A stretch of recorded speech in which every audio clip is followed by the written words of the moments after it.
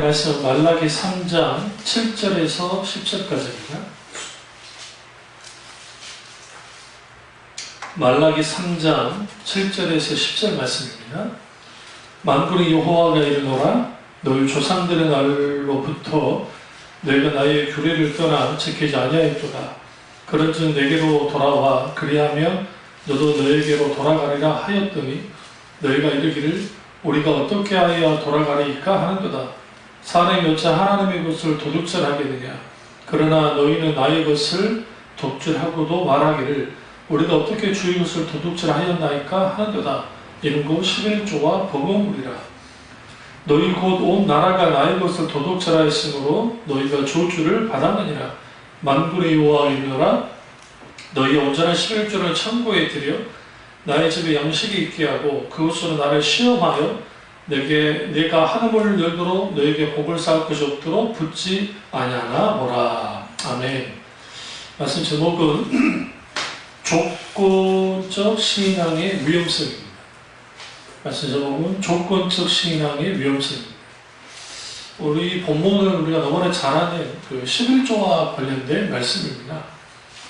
이 말씀이 나오기 전에 배경을 좀 알아야 왜 하나님께서 말라기 선지자 시대에 유대인들에게 이 말씀을 하셨는지를 우리가 알 수가 있습니다. 우리가 잘 알듯이 이사야 시대의 이스라엘 백성들은 하나님께 대해 아주 특심했던 사람들입니다. 그들이 멸망하기 약 한 90년에서 100년 전에 이사야가 활동을 했었는데요. 그 시대에 하나님의 놀라운 은혜가 많았죠. 그럼에도 불구하고 그들은 의식과 형식을 추구하지 오히려 인격지신 하나님을 알고 살아가는 그런 신앙의 본질이 그들에게 있지 못했던 것을 보게 되었습니다. 그런 의미에서 그럼에도 불구하고 그 시대의 사람들은 하나님에 대한 열정이 있었어요. 또 열심이 있었고 그래서 그러한 신앙 열심을 보여줬었고요. 또 하나는 예레미야 시대에는 이제 이사야로부터 한 7, 80년 흐르고 난 다음에 이사야 선지자가 있을 때에도 11조와 범어물 그리고 하나님을 향한 신앙적인 어떤 의식들이 가득했습니다. 문제는 뭐냐면 그렇게 가득했음에도 불구하고 그들은 하나님을 떠났습니다. 이미 마음으로부터 하나님을 떠났고요.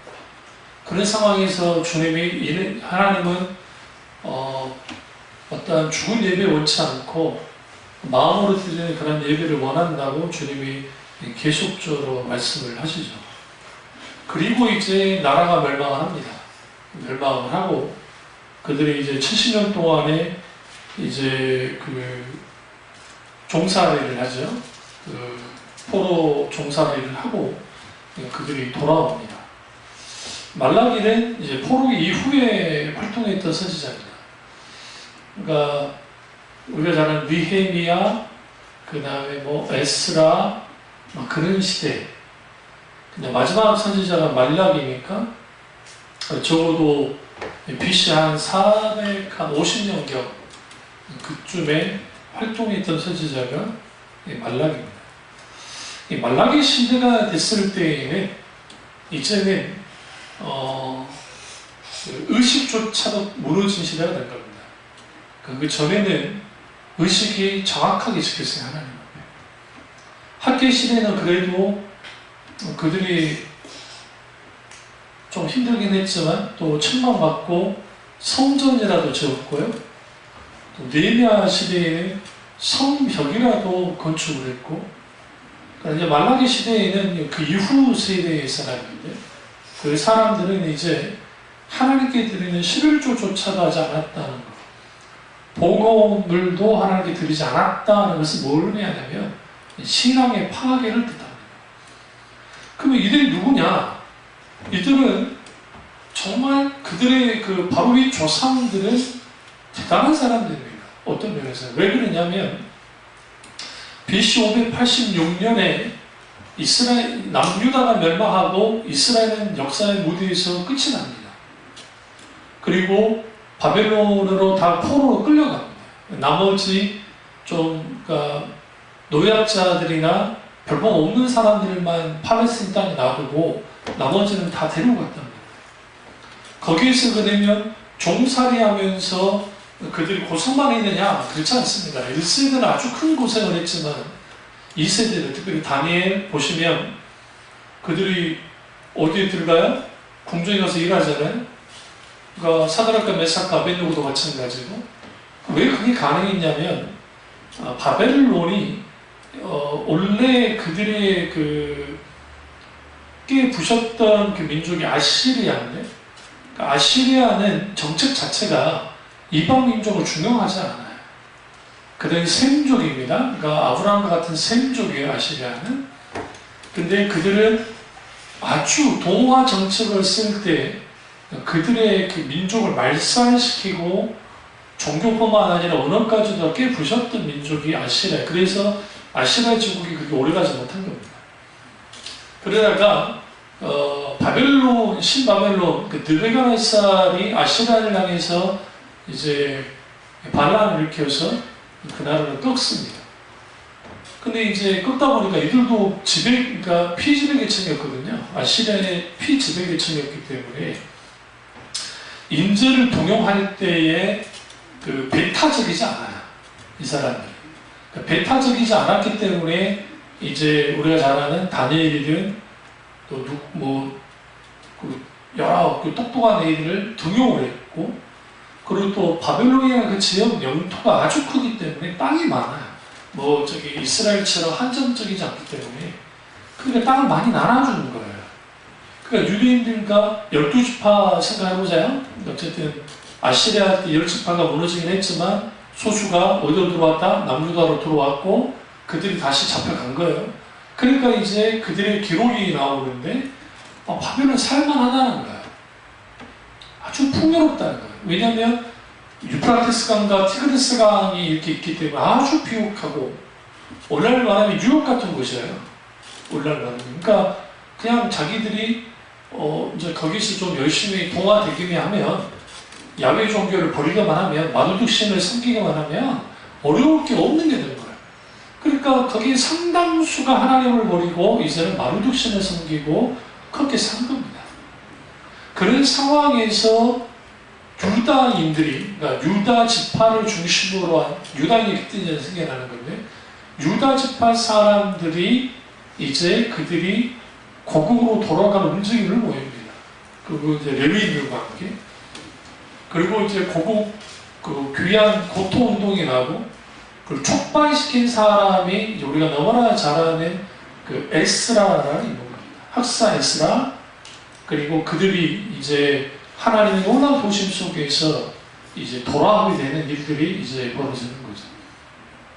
그리고 또 거기에 앞장섰던 사람 한 인물이 다니엘입니다. 왜냐하면 이 다니엘이 사실 실질적으로 일어난 다니엘이죠. 다니엘이 예레미야서 70년 전에 기록됐던 예레미야서를 읽다가 그가 깨닫습니다. 70년 만에 돌아오리라 라는 말씀을 깨닫고, 다니엘을 중심으로 해서, 그리고 그 시대 이후에 학사 에스라, 그 다음에 그런 사람들을 중심으로 해서 이제 되는 거죠.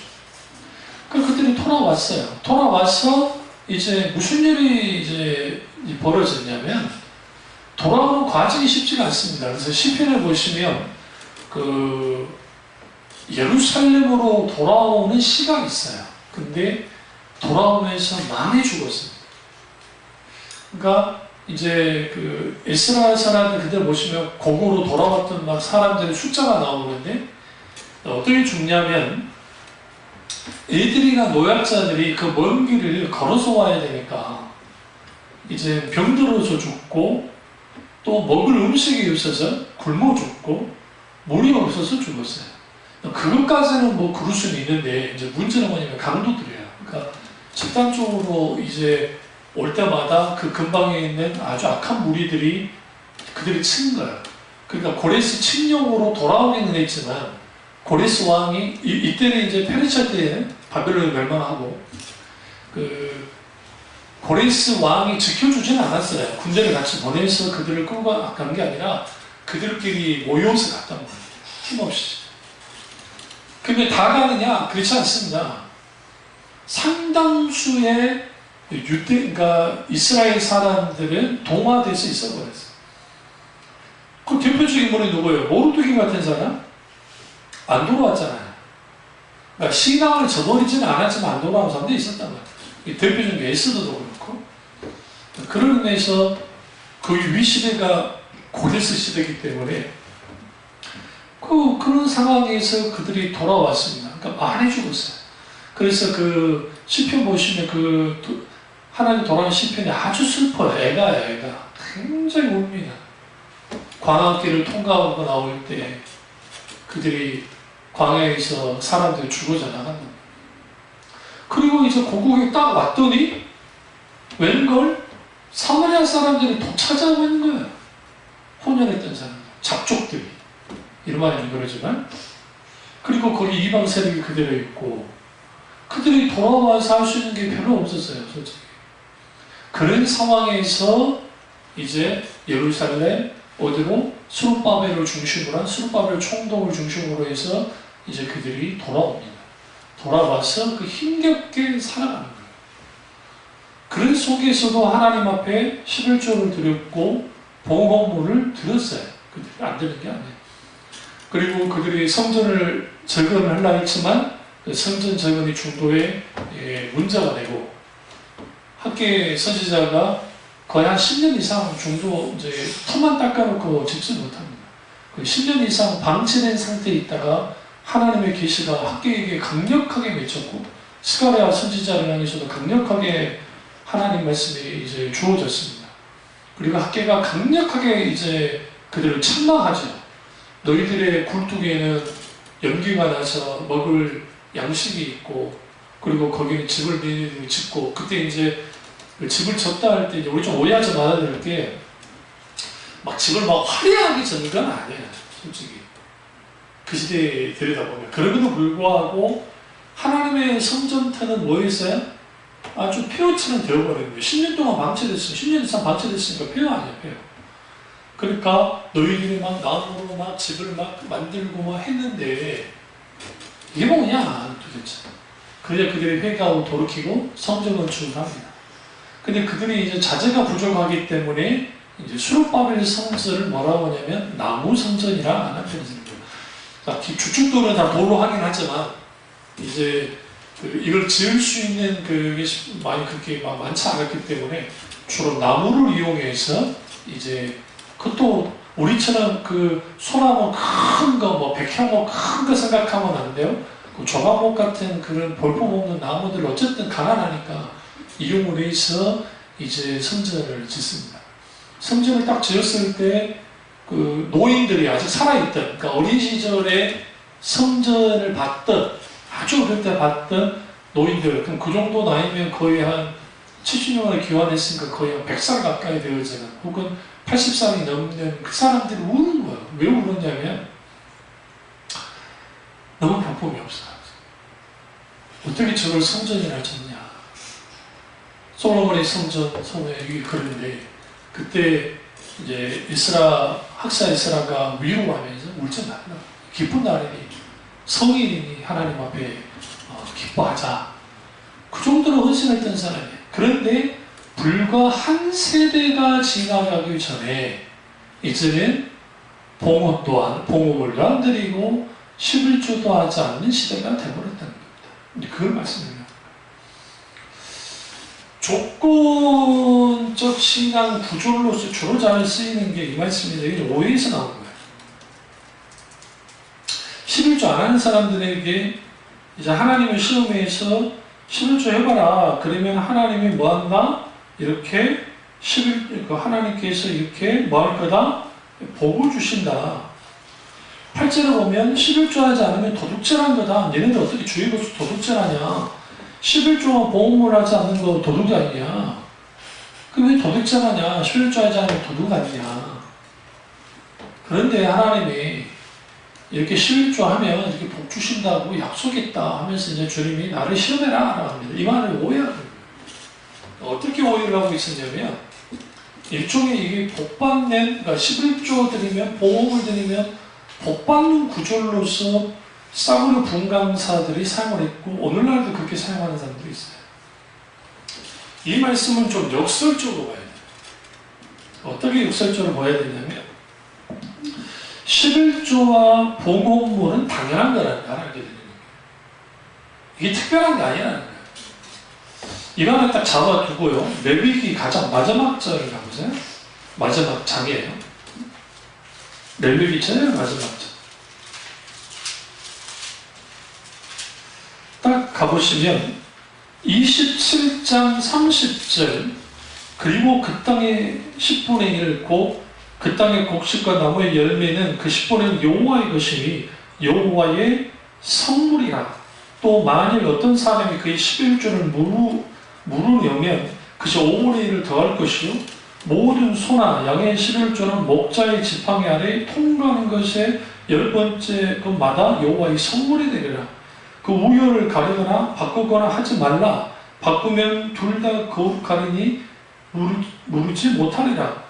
이것은 여호와께서 시내산에서 이스라엘 자손을 위하여 모세에게 명령하는 계명이라. 그럼 여기서 앞에 레위기는 우리가 잘 알듯이 제사 제도라든지 절기에 대해서 쭉 나열하고 있다가 마지막에 가서야 11조가 나와요. 갑자기.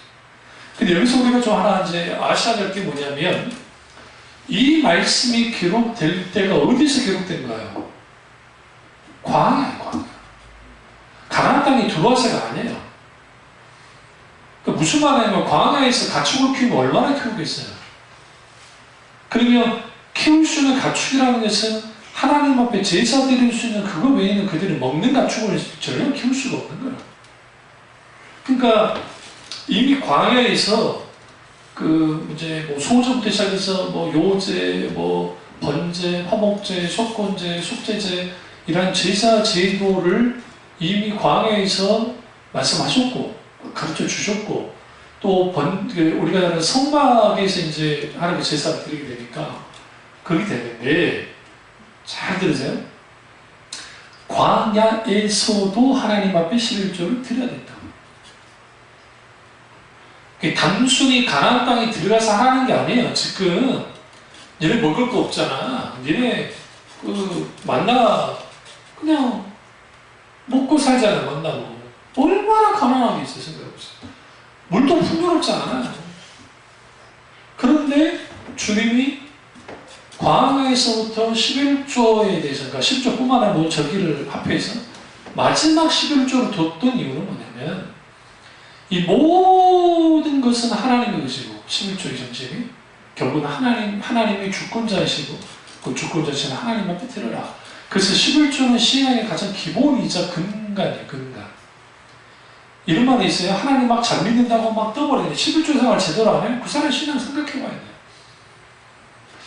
존 웨슬리 목사님이 이렇게 말했어요. 어떤 사람이 아주 신앙이 좋다고 하면서 지갑을 회개하지 않았으면 그 사람은 신앙은 생각해봐야 된다. 지갑을 회개하지 않은 사람은 진정으로 하나님께 회개하는 사람이 아니라 왜 그 말씀 하셨냐면 웨슬리 목사님이 돈독이 올라가지고 그러신 게 아니에요. 웨슬리 목사님 돌아가실 때 우리나라 돈으로 1,000원도 없었어요. 전 재산이 1,000원도 없었다고요. 1센트인가 2센트인가 갖고 계셨다나? 웨슬리 목사님 헌금 감조 참 많이 하셨던 목사님이에요. 왜 하셨느냐? 가난한 사람 도와주고 그리고 아주 약한 교회들을 섬기기 위해서라도 여력이 되는 사람도 헌금 안 하는 거야. 단순히 복받기 위해서가 아니라 그런 식으로 홀리지 않았다는 거야. 마땅히 하나님을 사랑하고 사랑하는 사람 하나님에게 헌신하자. 그 헌신 그 봉사의 증거 중에 하나가 뭐냐? 헌금이라는 거죠. 그것을 통해서 전도사에게 귀하게 쓰이고 구제하고 그리고 약한 교회를 돕고 선교지에 있는 선교사들을 돕는 그런 일들을 할 때 얼마나 아름답다. 근데 지갑을 회개되지 않는 사람이 마치 자기가 막 하나님을 잘 믿고 한다. 그러니까 하나님께 대하여 소위 말해 인색한 사람이 헌금에 있어서 또 봉사에 있어서 어떤 것을 그 인색한 사람이 하나님을 잘 믿고 있다? 아니에요. 역으로 볼까요? 이런데 그 강남의 교인들이 어떤 교회가 막 수요예배도 헌금하고 원래는 이제 그게 성경적이에요, 사실. 그러니까 예배 때마다 헌금하는 것이 오히려 그 성경적이라고. 그러나 이제 교회들의 부담이 있으니까 그래서 우리 장로교회나 기타 그런 교회들은 대형 교회 빼놓고는 이제 주일날에만 이제 헌금을 하고 집회 때만 헌금을 하죠. 근데 그 헌금할 때 그 감사헌금 딱 하는데 우리는 10,000원을 하더라도 쉽지 않은데 수표 10만원짜리 탁 헌금시키는 거예요. 그 사람들 뭐 괜찮은 겁니다. 왜냐면 그래도 돈 많다고 헌금하나요? 그렇지 않거든요. 또 돈이 많은데 어떤 장로님이 계시는데 근데 목사님하고 다투고 이제 세상만은 아니고 시험이 된 거죠. 시험이 되면 가장 먼저 하지 않는 게 헌금 안 하는 거예요. 매주 감사헌금은 10만원 이상씩 해서 헌금하고 11조 그렇게 많이 하고 있던 사람이 갑자기 11조를 안 하고 감사헌금도 안 하고 주정헌금 딱 하는 거예요. 그것도 주정헌금도 그 당시 막 했던 주정헌금이 꽤 했는데 이제 그것도 이제 몇천원 하는 거예요. 그럼 재정부 사람들은 그걸 알잖아요? 그럼 그게 누구에게 들어가죠? 재정부 목사님께 해야 되니까 최대한 확 주면 물어볼 거예요. 무슨 일로 이렇게 줄을 씁니까? 그러니까 아무외국의 장로님이 그걸 안 합니다. 그러면 누구 뭐라고 하는 거예요? 목사 뭐라고 하는 거예요? 이게 아주 하나님 앞에 악한 짓입니다. 헌금은 목사에게 하는 게 아니잖아요. 하나님께 하는 거잖아요. 그러나 목사는 필연적으로 그 양들의 헌금을 통해서 먹고 살잖아요. 제사장들이 그래 있고. 그래서 사도 바울이 일하는 소에게 마음이 씌우지 말라는 말이 그 일하는 소를 뭐에 비유한 거냐면 주의 종을 나간 거예요. 주에게 마음을 씌우지 말아라. 마땅히 사도 바울도 취하는 것이 이게 맞는 것이다. 그러니까 그걸 무기 삼아서 하는 것을 많이 봤어요. 그러니까 그게 저희가 부교육자 생활하면서 막 시험 들면 가장 먼저 안 하는 게 헌금부터 안 해요. 뭐라는 거지. 또 이해가 되긴 해. 헌금할 맛은 안 나겠지. 그런데 문제는 뭐냐면 헌금은 하나님을 향한 헌신의 표시예요. 그럼 조건적인 신앙의 위험성을 다루면서 이렇게 쭉 가물어 나오냐면 11조라는 것을 마치 조건, 그러니까 조건을 하는 거예요. 그러니까 레위기 전체 마지막에 11조가 나오는 것은 뭐냐면 율법의 정신, 모든 정신을 여기 11조로 탁 추가해줄게요. 가장 마지막에 일부러. 우리가 성경을 읽으실 때 족보든 어떤 내용이든 뒤로 나올수록 중요해요. 그러니까 가장 중요한 게 11조예요. 여기서 레위기에서. 족보도 뒤에 나오는 족보가 중요한 족보. 그런데 그 왜 뒀느냐? 하나님만이 주권자이시다라는 것을 드러내는 거예요.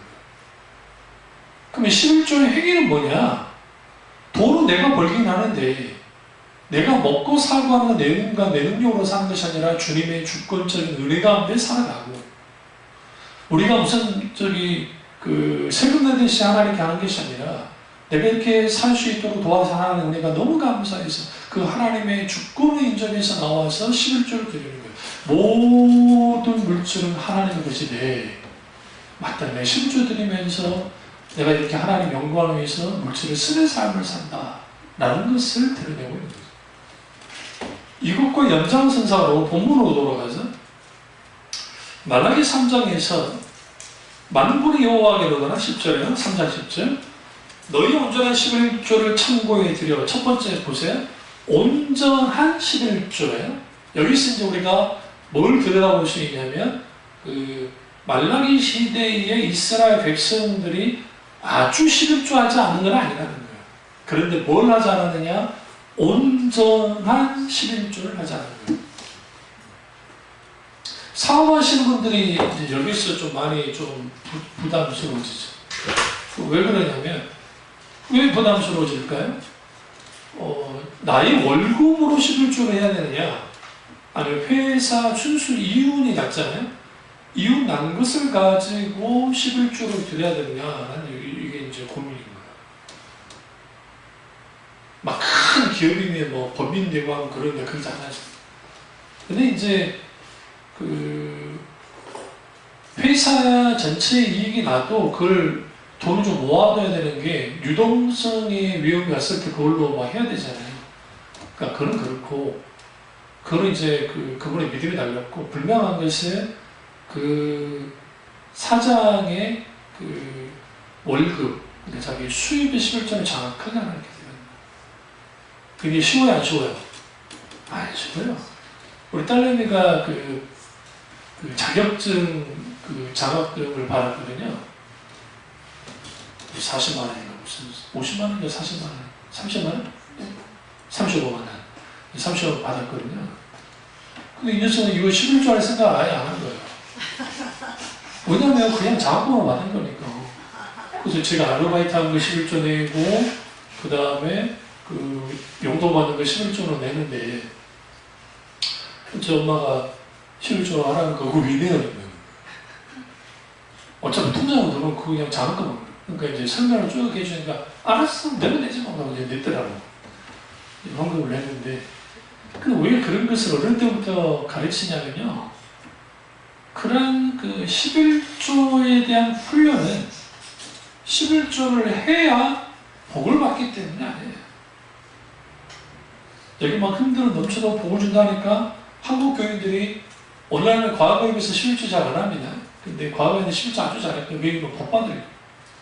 저도 아주도 있지 않는 게, 그 1년에 한두 번씩은 꼭 우리 제 모교회 목사님이 11조 적용하고 있어요. 전반기하고 후반기.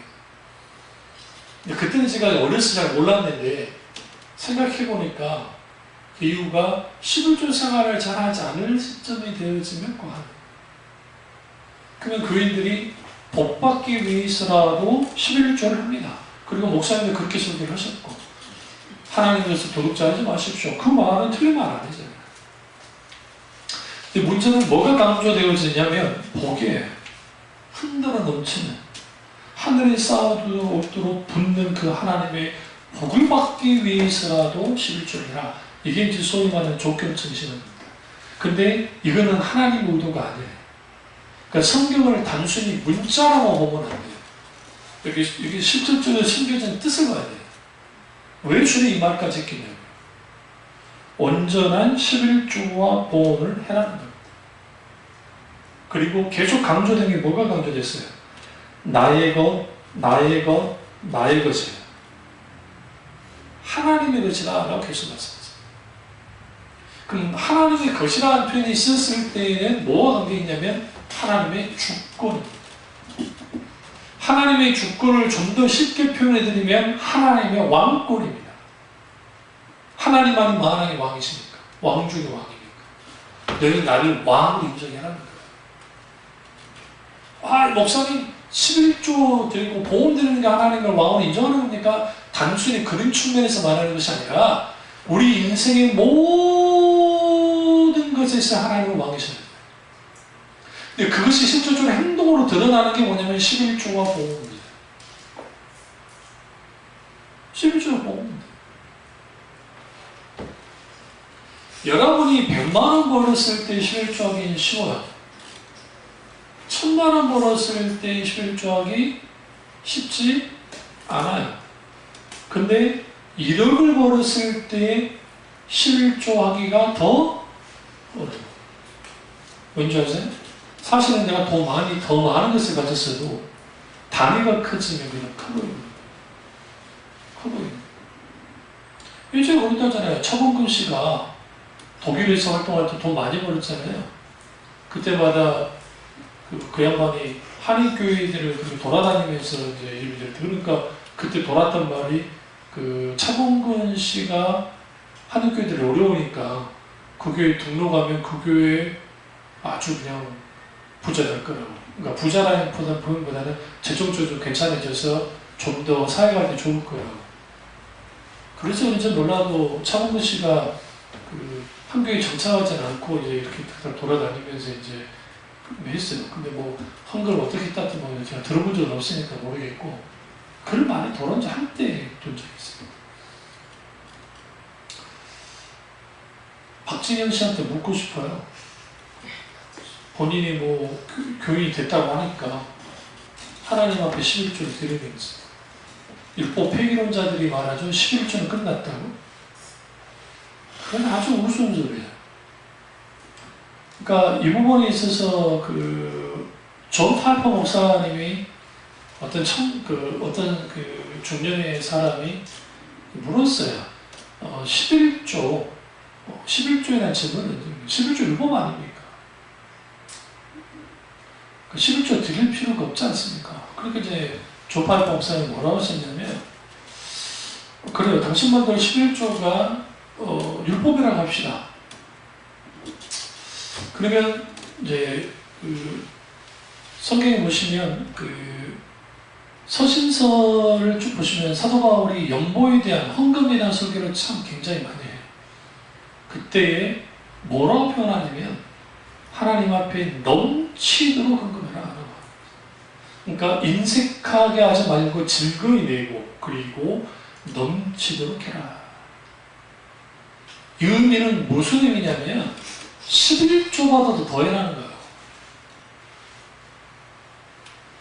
그 의미가 들여다보시면 빌립보 교인들이 아주 가난했어요. 근데 예루살렘에 뭐가 들었어요? 기근이 들었어요. 그 사도 바울이 이제 부자 교회들, 에베소라든지 그런 부자 교회들, 그런 교회에 이제 긴급 요청해서 긴급 구제헌금 좀 해라 라고 하니까 헌금들이 모아졌단 말이에요.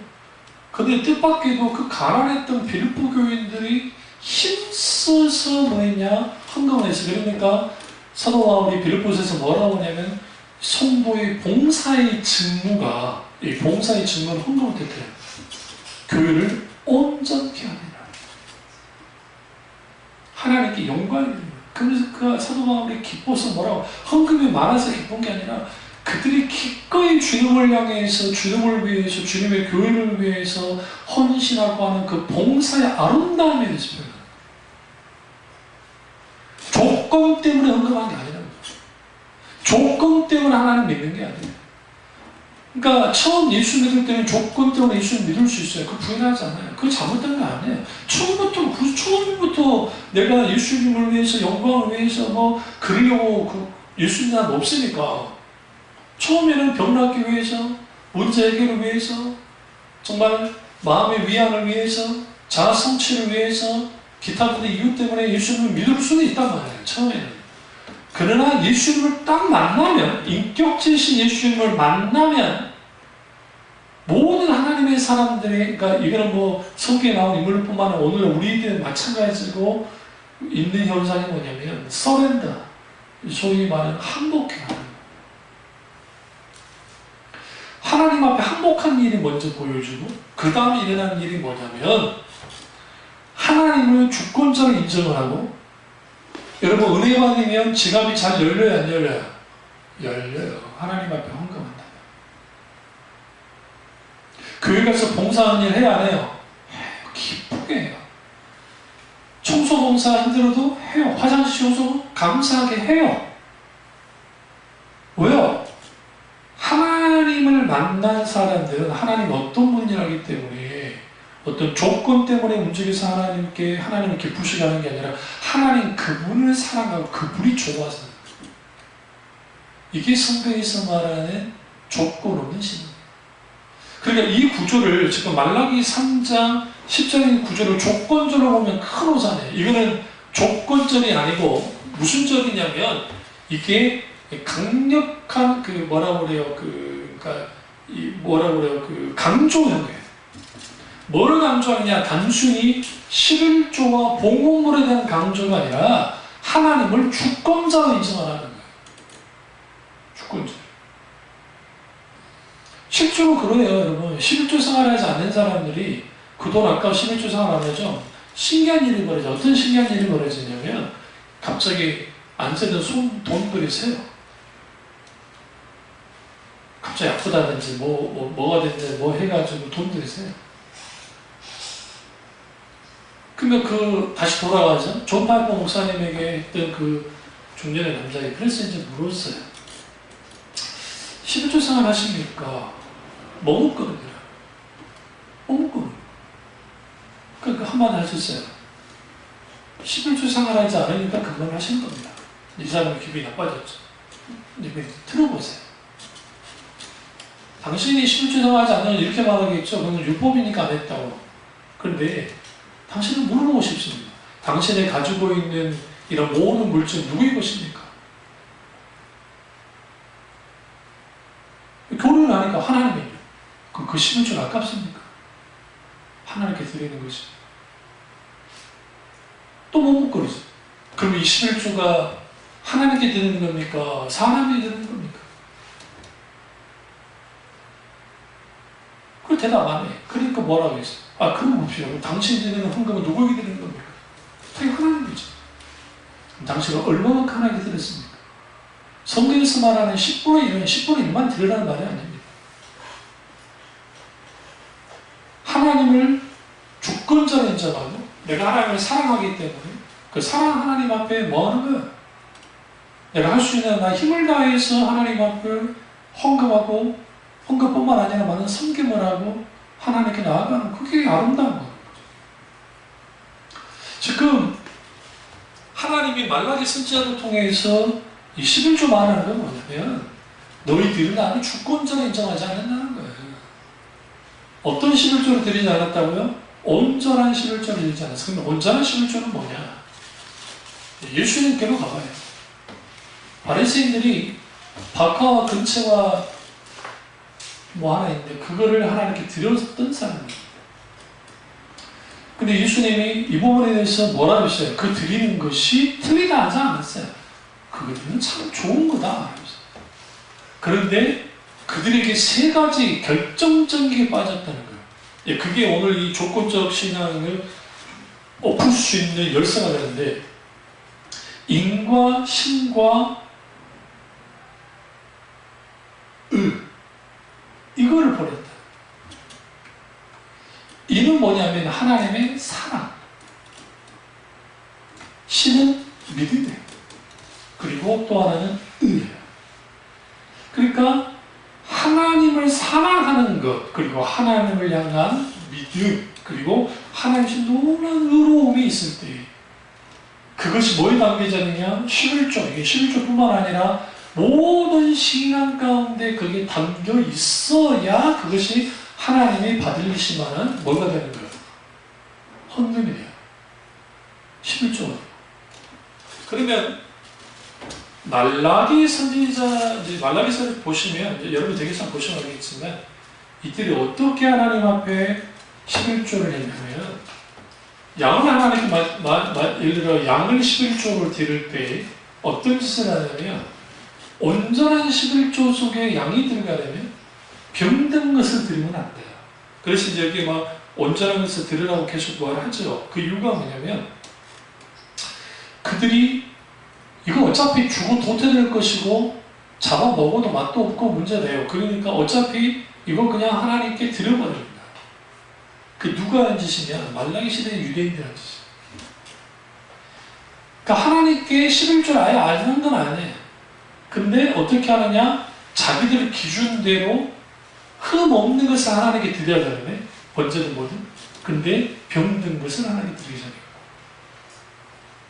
그러니까 그런 일들을 저지르는 것을 하나님이 보신 거예요. 그러면 여기서 이제 우리가 알아야 될 게 뭐냐면 신앙의 본질이라는 것과 의식이라는 것이 절대로 따로 가면 안 되고 같이 가야 되는 거예요. 네? 과거 권사님 시대에만 해도 한국교회는 의식이 넘쳤던 곳입니다. 모이는 것도 열정적이었고 헌금하는 것도 열정적이었어요. 현재 지금 이렇게 큰 교회 건물들이 지어진 것들은 그 시대의 그 열정으로 다 지어집니다. 요즘 돌아다니면서 교회 건축하는 것들 별로 못 보시죠? 옛날에 흔히 좀 많이 봤잖아요. 지나다니다 보면, 버스만 지나다니다 보면 교회들 막 짓는 거 많이 봤잖아요. 생각보다. 그리고 요즘에는 교회 건축하는 거 많이 못 보잖아요. 이제는 그게 불가능한 시대가 되어버렸습니다. 거의. 그때 왜 했나요? 하나님 앞에 교회를 건축하고 드리면 뭐 받는다? 복 받는다는 것이, 자녀의 장애에 복 받는다는 그걸 가지고 한 거예요. 만금분들 계시겠죠. 그러니까 빚을 내서라도 뭘 내서라도 하나님 앞에 그렇게 교회를 지어 바치는 거예요. 그게 하나님의 뜻이라고.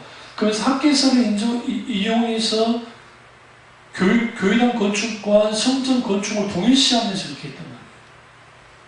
근데 거기는 다 조건이 붙었어요. 하나님 앞에 복 받으려고. 물론 성전 건축하는 거, 성전에 교회당 건축하는 거 하나님께 복 받는 일도 아닙니까? 귀하고 아름다운 거죠. 문제는 뭐냐면 하나님 그분의 영광을 위해서 하나님 나라의 확장을 위한 교도부로서 교회 건축으로서 그렇게 한 게 아니라 그렇게 함으로써 하나님께 뭔가를 얻어내려고 하는 신앙. 그게 한국교회 신앙. 이게 기복주의예요.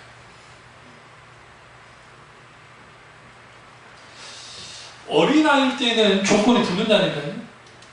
부인하지 않는다니까요. 영적으로 어린아이일 때는. 그러나 예수를 믿었는데 5년 믿고 10년 믿고 20년 믿고 30년 믿었는데도 똑같다. 이 사람들의 신앙은 여전히 젖먹이입니다.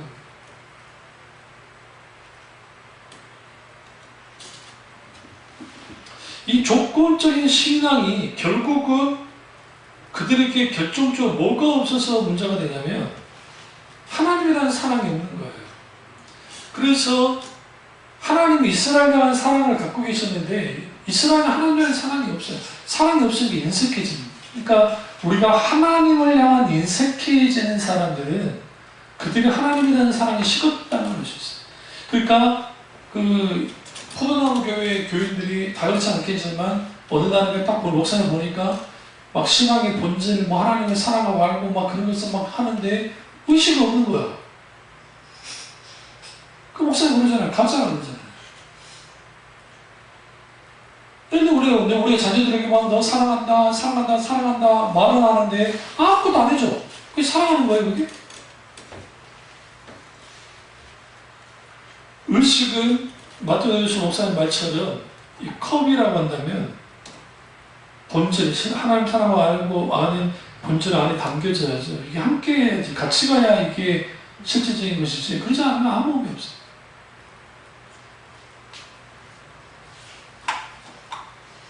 그런 의미에서 우리가 이 조건적인 신앙이 왜 위험하냐면 하나님을 조건적인 분으로 보면 오늘 복을 쌓을 것이 없도록 붙지 아니하는 거라 이 하나님의 도깨비 같은 분이 되는 거예요.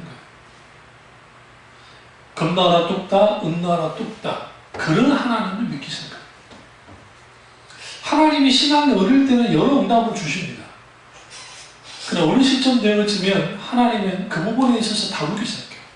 그러니까 자기가 막 문제가 있을 때 문제가 해결되면 하나님 할렐루야 했다가 문제 해결 안 되면 막 이게 이제 막 하나님 탓하고 누구 탓하면서 막 그렇게 한다. 이 사람들은 하나님을 믿는 것이 아니라 하나님의 손을 믿는 거예요. 손. 하나님이 주시는 놀라운 능력만. 이렇게 되어지면 어디까지 가냐면 조건적인 신앙을 갖고 있는 사람들은 이렇게 되면 어디까지 나가냐면 세상 조건으로 하나님의 사랑을 테스트하는 거예요. 왜 주님 얼마나 답답했으면 너를 나를 시험해서 내가 하늘 문을 열어서 너에게 복을 쌓을 것이 없도록 붙지 않으니까 보라고 정도로 말했을까요? 그들이 하나님을 그들이 조건 가지고 계속 뭐였어요? 테스트했어요. 그게 뭐냐면 이스라엘 시대에 영적으로 타락했던 그들이 계속 그랬고 그들 의식과 형식을 다 갖췄던 이유는 뭐냐면 그렇게 함을 통해서 하나님께로 복을 받고 문제 해결을 받고 하는 것이 좋아서 그랬어요. 그걸 원했어요. 그게 그게 예레미야 시대에 이스라엘 백성까지도 이어졌어요. 예수님 당시에는 말할 것도 없어요. 그리고 말라기 시대에 갔을 때에 무슨 생각을 했냐면 그렇게 해봤자 필요 없다는 것을 알았다는 거예요.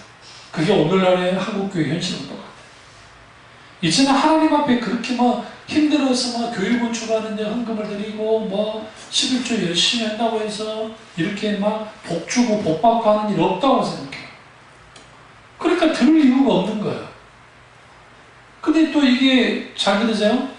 이게 온전한 11조를 드리기에는 이게 또 이게 애매하니까 이제 뭐 하느냐? 온전한 11조가 아니라 그냥 부분적인 11조를 드리게 됩니다. 그나마 양심이 조금은 있는 사람들. 그런데 당장 병원이 아니라 저기 은행 이자도 내야 되고 애들 학원비도 내야 되고 뭐도 내야 되고 뭐도 내야 돼요. 그랬을 때에 가장 먼저 제안한 게 뭐냐? 오늘날의 많은 교인들이 11조. 그 팀은 밀려난 거예요. 여기서 우리는 뭘 볼 수 있냐면 조건적인 신앙의 위험성이 뭐냐면 내 조건에 부합하면 하나님을 칭송하고 하나님을 믿지만 자기 조건으로부터 하나님이 멀어지면 가감 없이 하나님을 버려버려요. 하나님을 대적하고 하나님을 외면하는 일이 벌어져요. 두 번째는 뭐냐면 조건적 신앙의 위험성은 우선순위에 있어서 하나님은 절대로 첫 번째가 될 수가 없어요. 그러니까 우리 인생을 살아갈 때 하나님은 하나님이 우리에게 최우선순위가 되어지길 원하는데 그 우선순위부터 멀어져요. 우선순위부터 멀어져 있기 때문에 내 인생을 살아가고 하는 모든 것들은 내가 중심이에요. 여러분 어떤 인생을 살아갈 때 내가 돈이 많고 출세하고 뭐 해가지고 세상 사람들을 보기에 잘 산다고 합시다. 이완표 씨가 어저께 돌아가셨는데요. 그 사람 거의 아닙니까? 정말 힘도 세고 정말 담당함으로 돌아가셨는데 완치 다 됐다가 다시 재발해서 돌아가셨어요. 근데 그 이완표 씨 같은 그런 거인들이 병 걸리니까 헬쓱하게 말랐잖아요. 방송에. 그러고 이제 돌아가셨는데 그 하나님 없이 살 것 같은 사람들이 오늘날 너무 많아요. 조그마한 성공에 뭐 어떻게 근데 어떤 인생이든 마지막 딱 되어보면 헛된 게 인생이에요. 전도적 인생 말이죠. 근데 인생 살아갈 때 하나님을 최우선순위에 두지 않고 살았던 사람이 평생 마지막 이제 인생을 정리하는 시기가 됐을 때 그 하나님의 장중에 알겠지만 하나님은 아시겠지만 그때 하나님을 최우선에 두긴다고요. 그렇게 해서라도 붙들면 괜찮아요. 누구처럼? 오른편 강도처럼. 그쵸? 부끄러운 군이라도 받으면 괜찮아요. 그렇게 해서라도. 너무나 많은 교인들이 인생을 살아갈 때 하나님이 자녀에게 밀리고 부모에게 밀리고 돈에 밀리고 자기 유흥에 밀리고 노는 것에 밀리고 다 밀리는 거예요. 방탄소년단 애들이 빌보드 차트에 올라서 하고 한류 스타 아이들이 세계를 뒤엎는 걸 보면서 저는 무슨 생각을 했냐면 참 대단하다라는 것과 영적인 측면에서는 한국 교회에 좋을 게 단 하나도 없어요. 1도 없어요. 우리 아이들을 그 애들에게 다 뺏겼잖아요. 안 그러나요? 그들의 영혼 속에서 그러한 수많은 세상 노래들이 세상 어떤 문화들이 가득 차지만 그 아이들 속에 기독교 문화가 기독교 정신이 기독교 세계관이 BTS나 그 사람들이 나쁘다는 게 아니에요.